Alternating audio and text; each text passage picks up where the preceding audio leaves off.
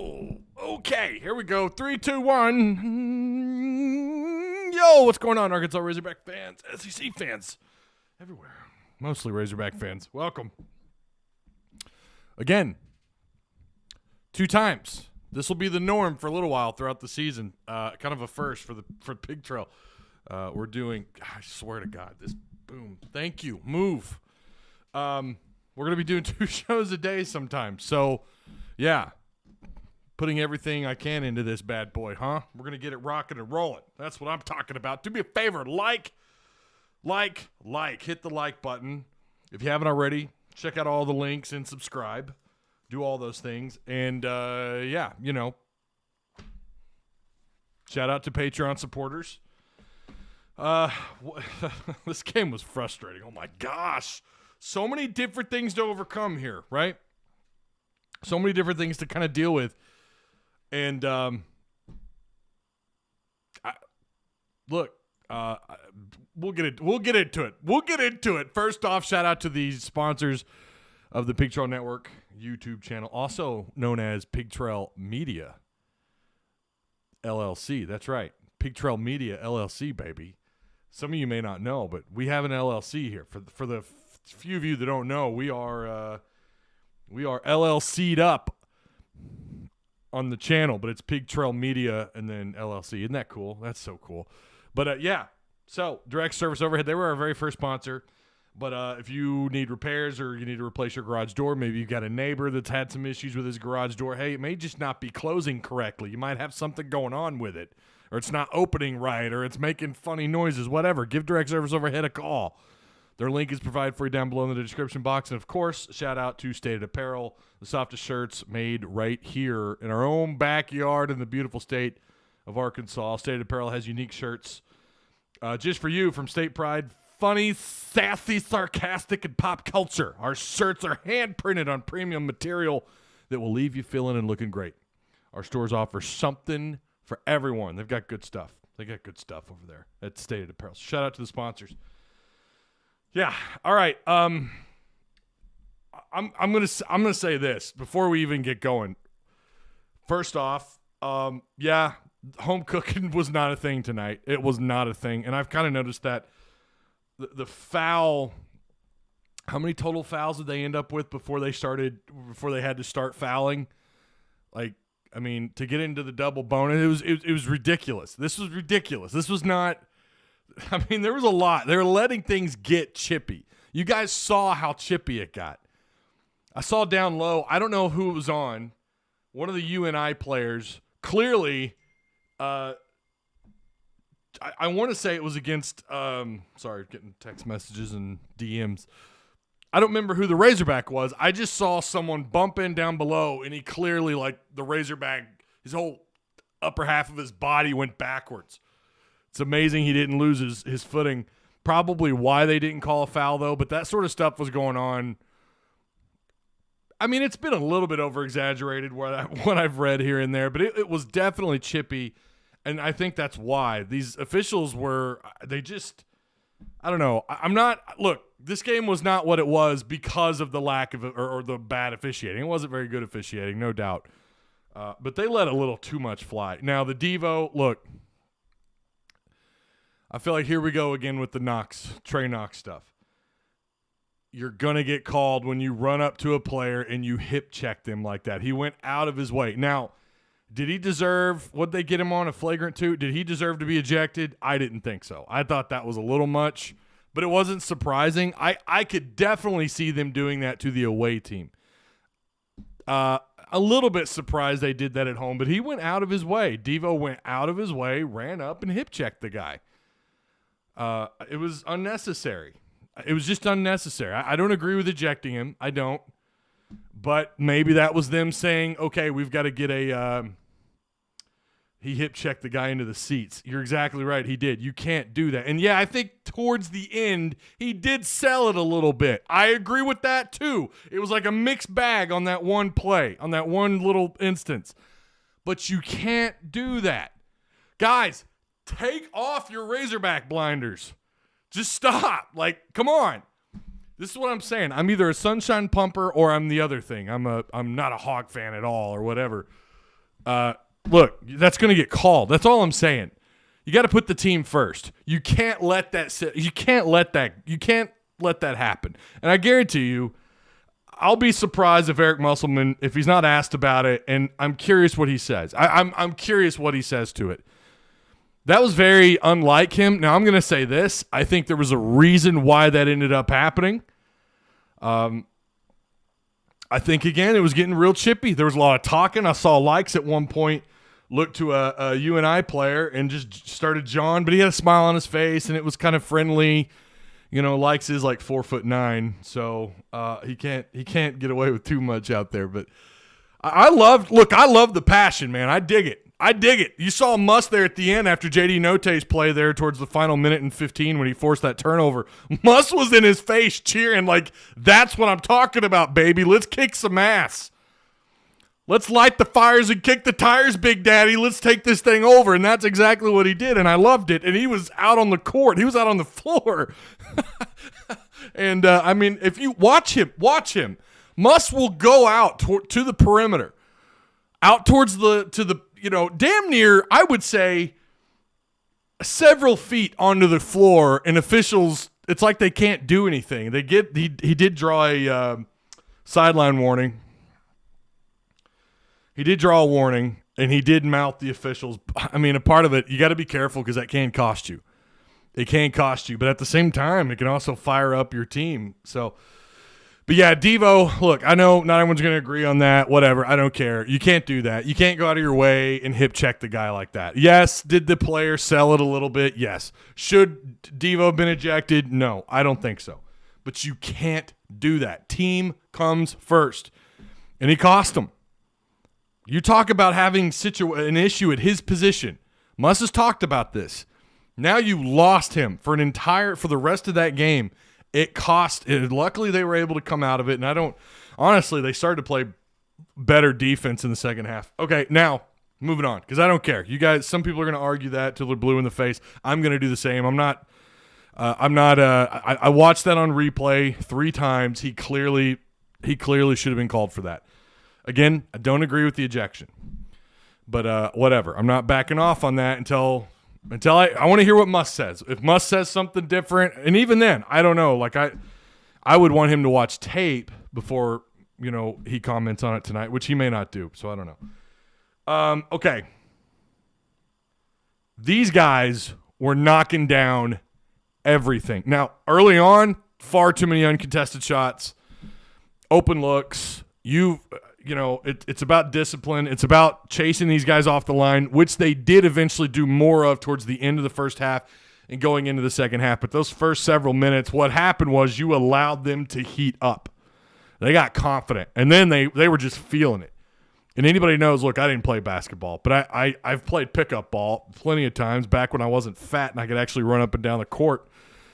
When you're feeling it, man, you're feeling it, and you can just start knocking them down, right? They were feeling it. You let them into the game by your soft perimeter play early in the game. That's why these guys, why they were able to do what they did tonight. I'm not a fan of the perimeter defense by the Razorbacks. They've allowed now 3 straight games of at least 13 field goals or more, or 13 threes or more. That's, guys, look, you can make up all the bullshit excuses you want. That's terrible. Eventually, it's no longer a coincidence. Eventually, it's like, all right, we're doing something wrong here. I can't really figure it out. I wonder, is it Likes? Is he just? I mean, I know he's like white on rice, but because of his size, are these guys knocking down threes because they're comfortable because of their height advantage over Likes, and they're not, he's not going to be able to pressure them too much if they stand up and make their shot, right? They reach out and it's all in the wrist, baby, right? You extend that elbow, and then you flex it with the wrist. What's he going to do? He's hitting you in the chest. All right, calm down, little fella. Calm down. You know what I'm saying? Is that am I making sense? Probably not. But, like, I don't know what it is. I've seen them. They were making contested, and they were making uncontested. They were just on fire. That's just all there is to it. And, again, you let them into the game, I think, because of poor perimeter defensive play. People were making excuses for them. Oh, well, they're making them contested. No, they're making uncontested too. Too many. I don't know. And Muss, I'm sure, will try to correct that. You're going to have to get that corrected before conference play. I'll tell you that right now, because you're going to play teams that are better down in the paint. You're going to play teams that are better at getting to the free throw line. You're going to play teams that can do it inside and out. The SEC is better. The brand of basketball is the best that it's been in the SEC in a long time. Some have argued it might be the best in a really, really long time, and because of the coaching quality. A lot of things we can gripe about. I was not thrilled with what I saw at perimeter defense, but everything else was so good. Look at what you had to overcome tonight. Devo's ejection, Jalen Williams getting hurt, then coming back into the game, and you see how big of an impact they have, or that he has, when he's on the floor versus when he's not on the floor. It was clear like they felt more confident about trying to drive the lane, try to knock down more mid-range jump shots, which they were doing. And Jalen comes in the first minute that he's on the floor, he has a block and 2 points. I think he had an assist in the first minute and a half. Jalen is just, you're starting to feel like the identity of this team is going to be built around Jalen and what he does underneath and what he can do with his assist. And Musselman's talked about this. He's starting to play more like a 4, or he's starting to play more like a guy who's a key distributor. And you saw how many times, like we didn't see a ton of putbacks tonight, but you saw a lot of the ball movement, or more ball movement right underneath the goal, right underneath the nets. Someone would try to drive the lane, and there's Tony with an open dunk because now they've drawn a double team, or JD Note. I want to see JD Note and Likes. I want to see them push the ball around a little bit more down inside when they do decide to drive the lane. Likes will do both. And that's what I love about Likes. Likes is capable of knocking down threes. He'll get you 2 threes a game. He'll get you some key moment baskets. He'll drive the lane and make some crazy bullshit circus shot. He's capable of that, but then he's also capable of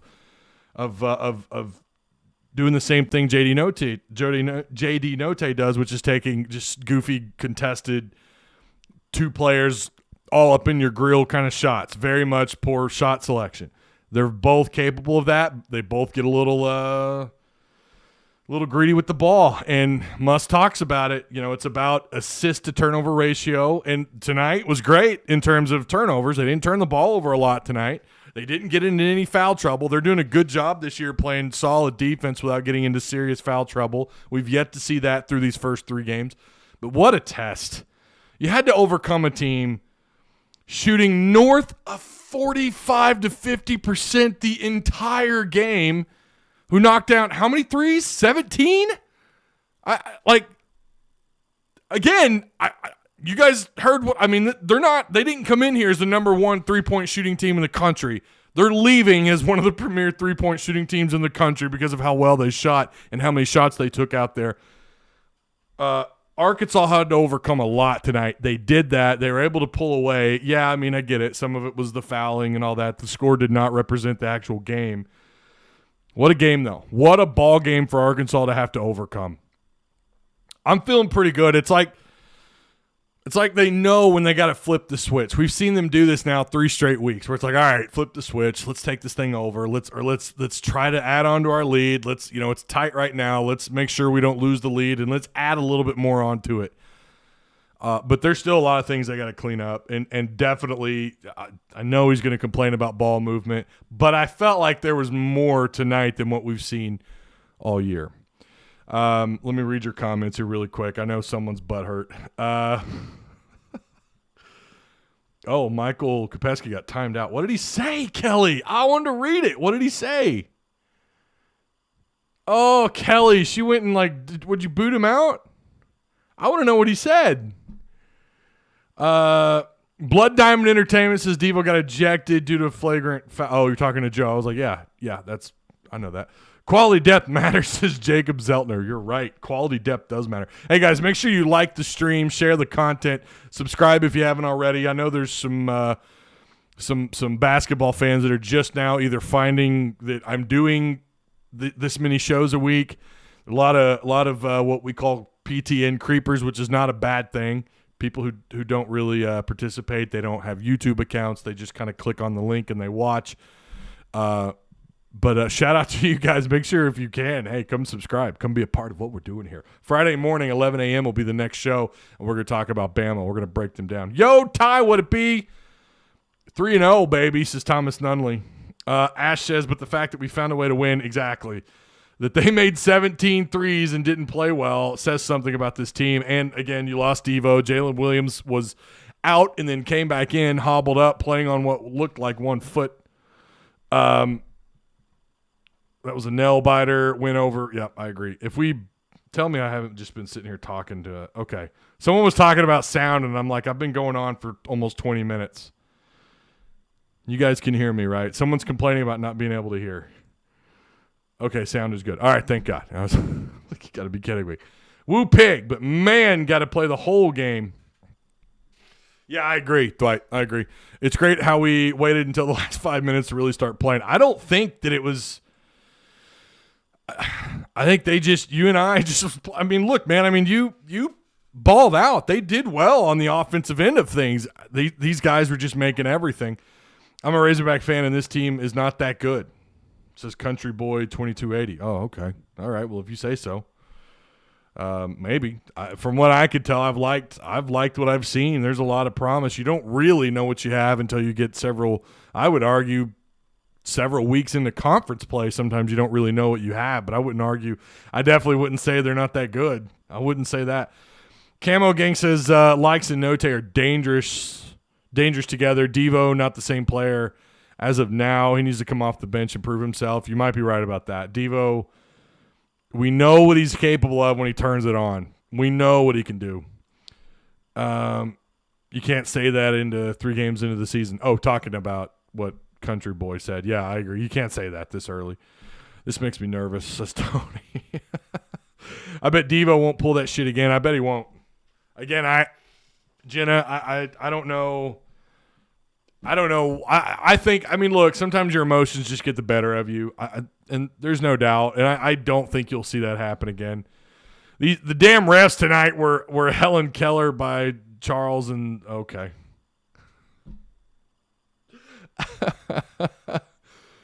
Northern Iowa boy got in his head. Yeah, I think so. Who's pumped to see who can make 4 field goals this Saturday? Okay. Well, that's awfully pessimistic, hero. Country Boy says they're a mediocre team. Again, I don't know how you say that after 3 games. I mean, you have to consider what they had to deal with tonight. And these guys were just making shots. And UNI is a pretty salty team. I said Arkansas should win this thing by double digits, but I didn't think it would be like this. I thought it would be because Arkansas would pull away in the second half and pad stats, and then just rotate guy. I thought it would be a pretty easy drive through most of the game. I was wrong. That's fine. They played really well. Y'all saying this team ain't making the tournament? Give it a break. Who's saying? Is that Michael? Is that what Michael Kopesky was saying? Let's beat Bama. Okay, maybe Hero wasn't. Okay. Scott Painter says, I hear there were some threes made in the game. There were definitely some 3-point shots made tonight, for sure. Must have been warning us at the beginning of the year that we weren't ready. I see what he's saying now. Again, that's pretty pessimistic. I mean, look, man, everyone at this point in the year is trying to figure it out. I guarantee you, there's probably a small handful of teams, at least in the SEC, that know exactly what the rotation is and knows what their team identity is. Arkansas is so freaking deep. Now, again, this season could fall flat on their face. I don't know. I've liked what I've seen out of some of these guys that have stepped up. Tony being one of them. Jalen being another. Connor, I'm really surprised didn't play more tonight. The bigs had an impact tonight. The bigs were – and we've seen this now in a couple of games where the bigs are just difficult. That's kind of expected when you play mid-majors and so on, but I've just been really impressed. They made 17 threes. That's unacceptable perimeter defense. Again, some of it, I think it started early in the game when Arkansas's perimeter defense was trash. It just was. Again, people were trying to excuse – like, no, man. Like, there were open shots. And then you had another play. I don't remember who it was where he like charged the player at 3-point range. He misses. He goes behind the kid, and then the guy was able to reassess what he was doing, stare down the rim, set his shot, and there was no one else there. No one else dealing with him. Knocks down an open three. I mean, and that sort of stuff is a little kind of it was a little bit of a fluke, but it just kind of piles on to some of the issues they had tonight out at the perimeter. NIU will compete with Duke hitting the tray like that. I mean, if they continue like they did tonight, but they came into this game, I'm pretty sure I heard that they came into the game not a very good three-point shooting team. Again, I think that's what they said on the broadcast. But I don't disagree. It is unacceptable, but I'm not putting it all on defense. I thought in the second half they played tighter defense out on the perimeter. It seems as if we are playing that same three-point defense that we did 2 years ago. Well, 2 years ago, you had the number one defense in the country at three-point range. Tony, they were like one of the top three-point defenses. Are you talking about his first season?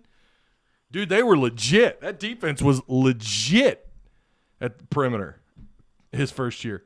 Hit the like button, people. Thank you. Thank you, John Kuhn. Thank you. Michael Kapowski, once your timeout is over, cool it with the name calling. Oh, okay, so there was name calling. Yeah, we don't do that. You don't do that. We're not going to pull that shit in here. Keep it out. Keep it out. Noah's Ark says it seems like everyone on this squad can I think he meant to say flat out score. It says glad hour score. I think he meant flat out score. I liked what I've seen. I see what you did there, Ty. Thank you. Mrs. Growlove, how you doing? UNI has some good players. Intense game. I wonder why KK did not play. That's another thing. He didn't play. They talked about Eric Musselman said he's looking to rotate 8 players. Maybe KK's one of those that gets left out. I think that his name has been mentioned as one of those guys that may not make that rotation, which is so surprising. I've really been waiting on what he could do. Chris, the likes button. Oh, that's funny. Ty, what pops? Oh, you're talking about my pop vinyls? Those are Ninja Turtles, my man. Got Leo, my favorite Ninja Turtle. Raph, Michelangelo, and Donatello. My 7-year-old's favorite is Donatello. She likes Donatello. But I'm a Leo fan myself. Donnie, I don't have there's not a Ninja Turtle you don't like, right? Like I like them all. Look, man, my generation, we grew up on them G.I. Joes, Transformers, and Ninja Turtles. What can I say? That's all that matters. What's all that matters? Jacob Botwinick, what are you talking about, my man? What's up, James Whittington? People need to understand that these guys haven't been together long. Exactly. They look better every game. They will be fantastic. I agree. This is a lot of mixture here of young and old, mostly kind of older players. You've only got one true freshman on the team.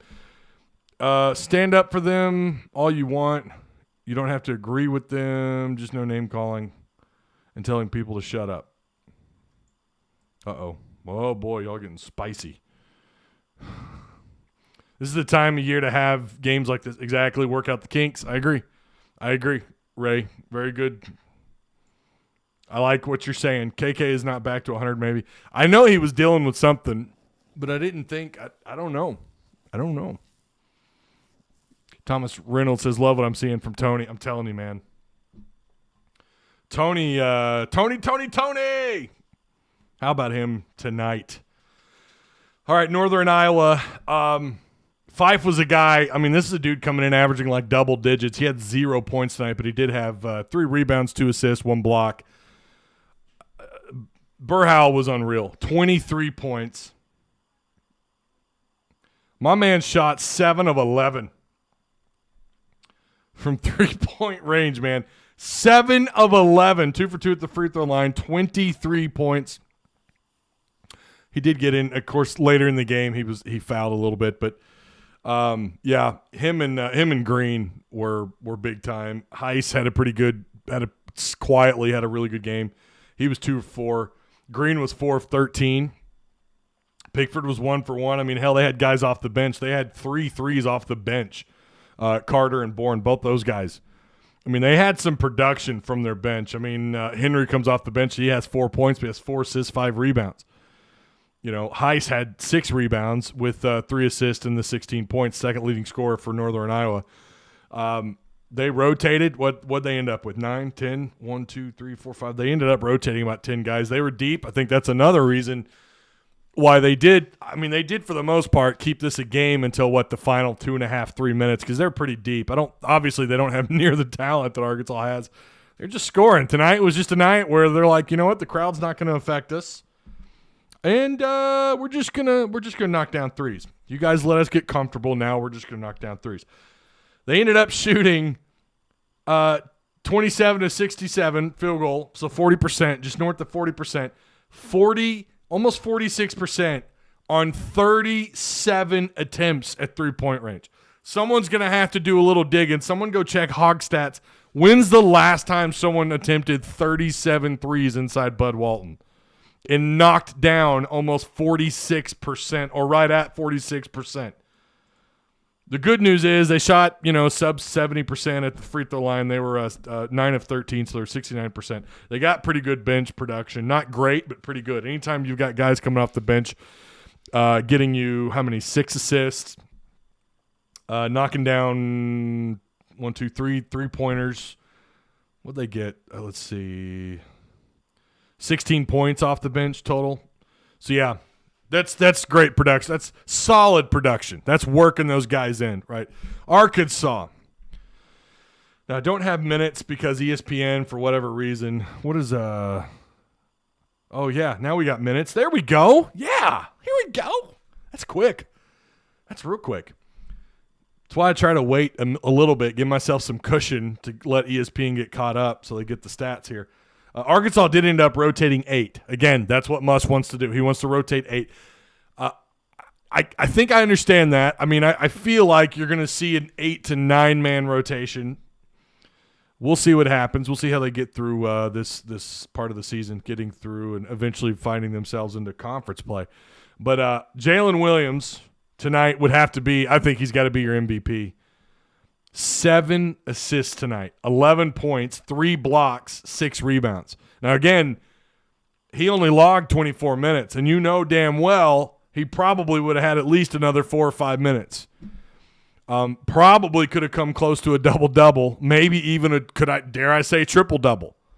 He had 6 rebounds, 7 assists. He did have a steal, 3 blocks. He didn't get into major foul trouble, only 2 fouls. I think he would have been knocking on the door of a triple-double. Connor tonight only had 5 minutes. Again, I don't know what's going on with this kind of sporadic use of Connor Vanover so far, but he did start for him. Devo had 23 minutes before he was ejected. He had 10 points. Quietly was really productive, and you lost out on him and J. Will for a little bit. Tony tonight, again, another fantastic performance. He had a steal, a block, 6 rebounds, 13 points. JD Note, what else is new? He's going to be one of your, I think most nights, I mean, we'll see, but I feel like most nights he's going to be your either 1 or 2 scorer every night. He had 17 points, second leading scorer, likes off the bench, 26 points. But Note, by the way, someone's going to have to look this up. When did he ever have an 8-rebound, 9-assist? You talk about a triple-double. He almost had a triple-double. Again, 7 defensive rebounds, 1 offensive, so 8 total rebounds, 9 assists, 2 steals. He had 1 turnover, but which is surprising considering he had 39 minutes on the floor. Really surprised he didn't have at least another turnover or 2 there. But 17 points. He's your second leading scorer. JD Note is off. He looks like he's off to a great start. And he looks like he's probably going to be one of the better players on this roster, which is hard to believe. Not hard to believe because we saw bits and pieces of this last year. But he's playing out of his mind. And I feel like, look, if he doesn't get it going, maybe Likes is that other guy if he's going to come off the bench. But, I mean, they had, good grief, 40 points? They had 40 points off their bench, off their 8-man rotation. 40 points. Wade came in. He actually logged about 11 minutes. He had 4 points. Didn't really do much beyond that. But maybe it's no tape, but I want to give my MVP so bad to Jalen. I think that's where I'm going with it. I know he's 0 for 2 at the free throw line, but he was 1 for 1 at 3-point range. He had 3 blocks, 7 assists, 6 rebounds, 11 points. Came back in, hobbled up. It'd be a toss-up for me between him and Tony had a good night. Tony was 1 for 1 at 3-point, huh? I'm liking what I'm seeing. You guys who are like, I don't know, this is a bad team. I don't know, man. I'll agree their perimeter defense needs so much work, but everything else so far to me, they're not. I know there's still some issues with the assist to turnover ratio, but you had 21 assists tonight to just 5 turnovers. That's the key to why you won this game. You also had 6 blocks to their 2, which is, that's pretty big. Offensive rebounds, you need more of those. You don't need to be getting beat in that department. They were out offensively rebounded. They had more second chance shots or second chance rebounds than Arkansas did, 9 to Arkansas 7. But again, you out rebounded them by 1. You had 39 to their 38. But the key to this game is the assist to turnover ratio, 21 to 5. And I think you're going to take that any night. You shot 77% from free throw range. That is perfect. Not perfect, but you're okay with that. You love that.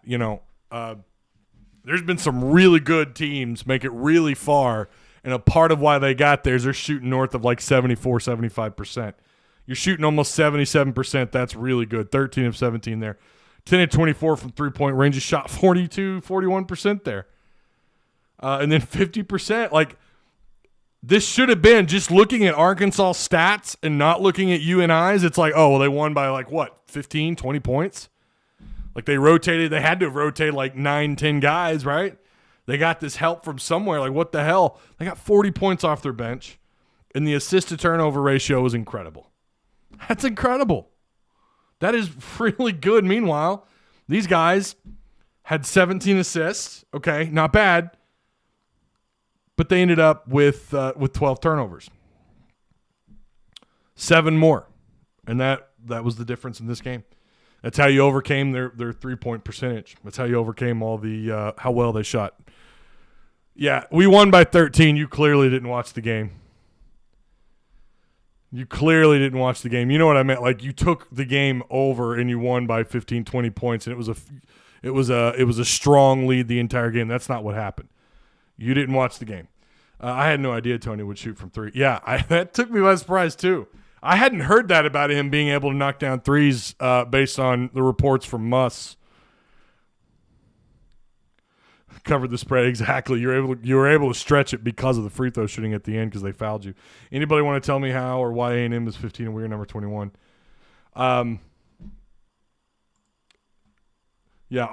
Probably to me, I'm curious how he uses Vanover from this point on. I mean, he could by himself. I saw them on a couple of different occasions. Again, he only had 5 minutes on the floor. He just completely alters their shot. Like, it forces these guys to attempt, fadeaways when you could tell they're uncomfortable doing it, and they don't shoot over him. I mean, he's touching the ceiling with his fingertips. How do you shoot over that? He alters shots inside, and then he could stretch the floor out because he is capable of knocking down threes, but he was 0 for 2. I'm sure that probably played a role into him not getting much more time. Muss has shown that he's got a short leash. When he goes 0 for 1, 0 for 2, we've seen him yank him right off the floor. But I am, especially when Jalen went down, even before that, though, I was a little bit surprised he didn't go with that combination with J. Will and him and rotating Ahmoud and Wade in and out as well a little bit more. But, I mean, again, Ahmoud had 29 and 31 minutes from Likes and Ahmoud. I'll take this. I'll take 93 points. I mean, you're averaging – what are they averaging on the year? Was it 88, 90 points a game? Was that what it was? Or 85 points a game, something like that? You hit 93. But, yeah, you got there because they were forced to foul. So I'll be a little bit more clear. You look at those stats, you look at Arkansas's numbers, you assume they led by 15 to 20 most of the game. There. Maybe that sums that up a little better. But no, UNI, because their ability to knock down threes, they were 40% from field goal. I mean, they were terrific shooting. You're not going to have very many. No one's duplicating that in Bud Walton. I'm gonna just go ahead and say that no one's duplicating that kind of success. 37 attempts, knocking down 4. And I know, as bad as Arkansas's perimeter defense is, I get it. But at some point, these guys were just feeling it and knocking down everything. On the road, hey, who knows? Who knows? But at home, I don't see someone duplicating that. Maybe I'm wrong. I don't think so. That's rare. Again, I want someone go tweet at Hogstats. When is the last time they gave up that, or someone had that kind of production at three-point range inside Bud Walton? If they haven't already tweeted something about it. That was just incredible. That's just not something you see very often. Oh, you're talking about football. Well, A&M is okay. I thought you were talking about basketball. That was disappointing to watch. How do we expect to compete with the likes of Duke, Kentucky, North Carolina, Gonzaga, etc. when we can barely beat? Oh Lord. Okay. Connor made no sense in this game because of the pace and the amount of shots that we're putting up from beyond the arc. Yeah, but then you also saw him come in and have an impact, and he completely took away lanes. And it looked to me like what they were going to try in the second half. You saw how much better, or at least they weren't giving up as many uncontested shots. So what did they do to counter? Now they want to drive lanes. They want to attack the rim. That's where I thought they would go a little bit bigger. Connor, I mean, yeah, he's not real quick up and down the floor. I get it, but and he doesn't play well in fast-paced games. But and there wasn't a whole lot of ball movement either. So it really didn't match his kind of game. I'm just surprised that he didn't get at least a few more minutes, especially when Jalen was out and even leading up to Jalen coming out, simply because you could tell, like, now they wanted to drive the lane. They wanted to attack the rim. And Connor was clogging up everything they had and forcing altered shots. But he is a matchup nightmare for teams who want to drive lanes. He's so hard to deal. Now, we've also seen him get bullied. We saw him get bullied last year, and that's where he kind of becomes a liability, and you're able to kind of lean on a couple other guys or Justin Smith to come in and absorb some of that. But, now that's going to be up to Jalen, and we'll see what the rest of this roster has to offer from here on out. We have seen him get pushed out and boxed out by guys who are not 6'10", and that was a little bit of an issue last year. So maybe that's kind of what Muss was thinking. I don't know. I don't know. I don't really know why he the pace was too fast. I'll say that. If we can beat Kansas State and Illinois next week, this whole Arkansas is bad stuff will go away. Yeah, I'm not buying they're bad. I mean, maybe I said, look, they could probably make Sweet 16. I still feel that way. I'm not coming off that yet, but I'm not making any predictions until, and I did this last year, and this is what I'm going to do from now on. As long as I do this, I'm not going to make any predictions cemented. Here's what I think they're going to do kind of picks until we get into conference play. Then I'll make my pick and tell you, all right, here's what I think. And by that point, you will have played what seems like a pretty salty Northern Iowa team. Kansas State, Cincinnati, or Illinois. Oklahoma. You've got a couple of games and even then you don't know what you have. And I said this last year too. Like, man, I don't really know. I felt like, they're a Sweet 16 team with the talent on the roster. These incoming freshmen, I felt like we're going to have an impact. You felt like some of these transfers were going to be we're going to play in some pivotal moments, which they did. We really wanted to see Connor, and early on, kind of, especially towards the middle of the season, we saw Connor have some just dominant games.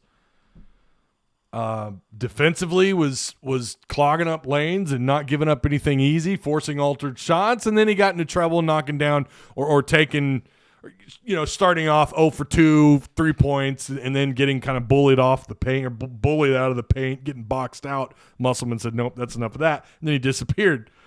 And then, of course, you had Justin Smith and So things kind of rotated last year in terms of who your main production guys were. We don't know what we have. You may not know till mid-January what you really are. I mean, that's just the truth of basketball. That's college basketball, and especially when you're this freaking deep. Even the guys who won't be key contributors this year, I think, are capable of starting for like 60% of the teams in the SEC, and that's saying something. Like I said at the beginning of the show, the SEC higher caliber coaches, right? Better talent than they've had in years. Just better, more solidified play from SEC basketball. And it looks like, too, that's going to be the case this year. You know, it's improved over the years, and it looks like that's the direction where things are headed. They're going to be SEC basketball is not going to be – it's not going to be push-arounds like it used to be. We'll see how they do in the Big 12 Challenge. Oh, okay, Kelly, I got your DM. Thanks for that. I appreciate it.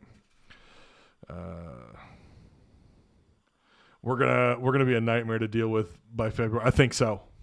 I think so too. Yeah, I think they're gonna be tough. They're just so deep, man. Again, you could fall flat on your face. You really could, man. I mean, anything could happen. Again, you don't really know what the identity of your team is, and like I said, it's probably gonna take till January to figure it out. But what matters is you got to have a good January to set up your February that gets you into March, right? You have a bad month of January where now you're playing makeup in the month of February. They're going to have a solid January.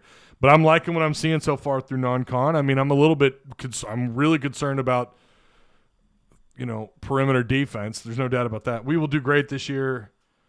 Have a good run in the tourney, but next year will be a real year, especially if we get Anthony Black.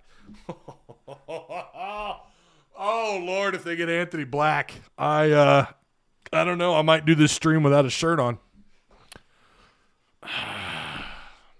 I'll give you that to go to sleep with, huh? With that image in your brain, you don't want it, but I'll do it.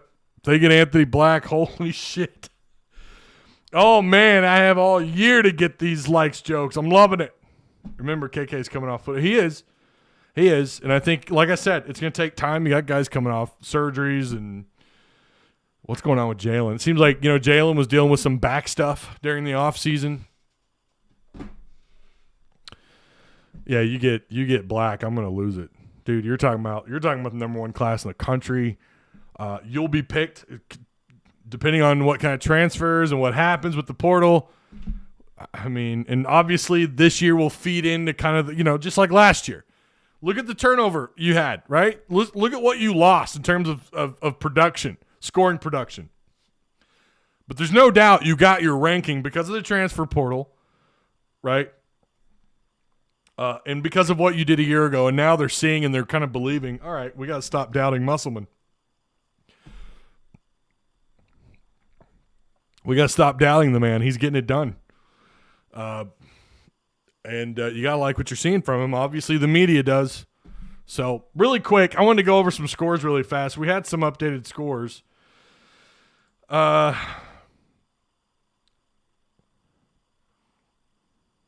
UCLA's playing North Florida. They're up 17-19. Texas got by Northern Colorado 62-49. Baylor over Central Arkansas 92-47. You play Central Arkansas here coming up soon. George Mason over number 20 Maryland. George Mason undefeated. They take down number 20 Maryland. UConn beat the snot out of Long Island University 93-40. Let me pull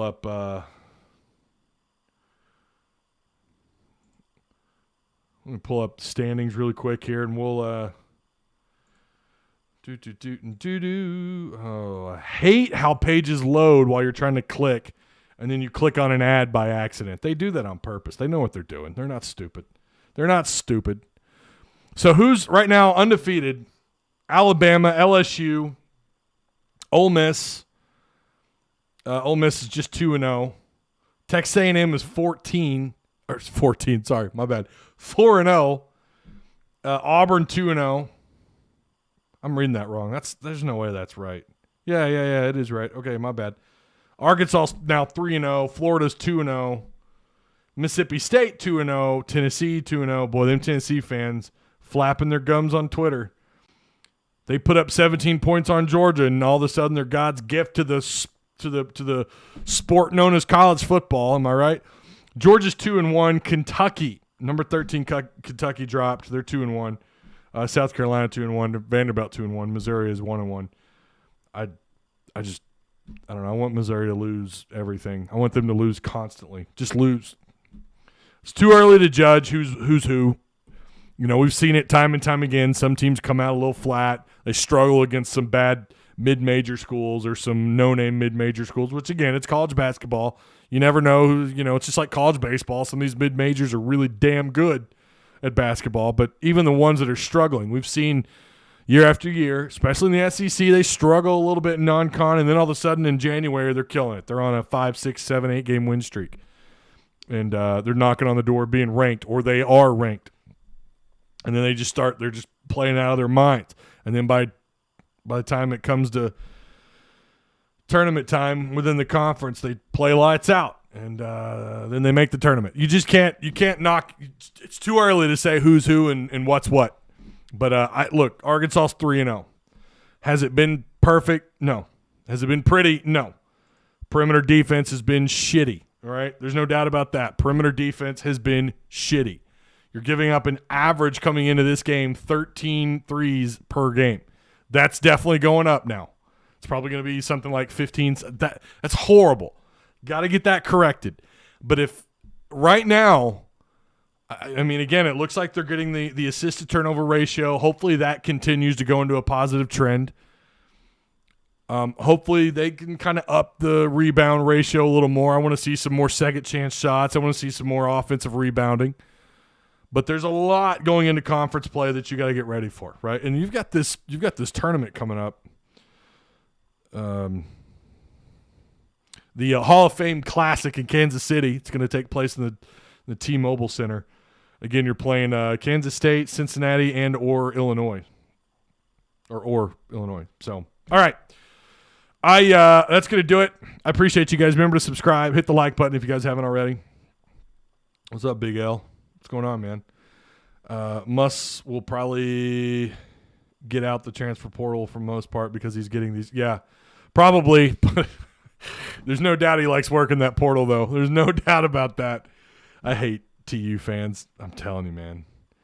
I'm telling you, they sniff some positivity in football, and they're like, we're back. No, you're not. Maybe they are. I don't know, but they did score 17. I'll give them that. The volleyball team beat Texas A&M tonight. I love beating the Aggies. It could be in basket weaving. Win everything. I agree with that. All right, I'll see you guys on Friday. Friday morning here, 11 o'clock. We're going to break down this Arkansas-Bama game. I'm excited for it. I'm excited to do the video. I'll say that. I'm excited to do the live. I think Northern Iowa is pretty good. They could be. They came into this game 1-2. It was a good test for us. Yes, perimeter defense is shitty. Northern Iowa got two. They did. They got healthy tonight. That is true. I think. Right. Yeah. Yeah. They got. I think they for sure got one guy back. I don't remember who the other was, but yeah. In their mind, they're back. They think they're back, don't they? Tennessee. All right. Whoop pig. Good win. I mean, a win's a win. You're gonna take it. No, I don't think Arkansas is bad. Yes, I think they've got some things to fix. And yes, I still think they're probably floating around, probably making Sweet 16, but I'm not solidified there yet. Again, I'll do that right before we get into conference play. So I'll see you guys on Friday. Remember to like, subscribe if you guys haven't already. Check out all the links provided for you down below. Shout out to Patreon supporters, sponsors, all you guys in the chat. I appreciate you. Woo pig. I'll see you Friday, 11 o'clock right here. Go Hogs.